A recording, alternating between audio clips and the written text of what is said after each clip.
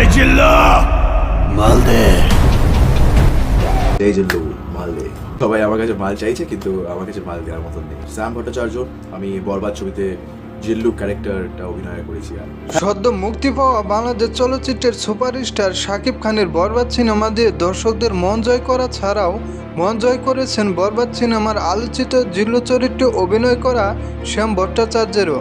খুবই ভালো লাগছে যে অনেক অনেক অনেক ভালো লাগছে প্রতি অভিনেতায়, মানে যেটা হয়েছে জিল্লুর ক্ষেত্রে, আর সেটার জন্য আমি প্রচণ্ডভাবে মানে কৃতজ্ঞ ভগবানের কাছে, আর অবভিয়াসলি মেগাস্টার শাকিব খানের কাছে, আর আমাদের রিজা ভাইয়ের কাছে। আরিয়ান মির্জা কতটা গুরুত্ব আর ভরসা করে জিল্লুকে, তো আর কতটা সে লয়াল, আর হ্যাঁ, তো ওই পোটেনশিয়ালটা।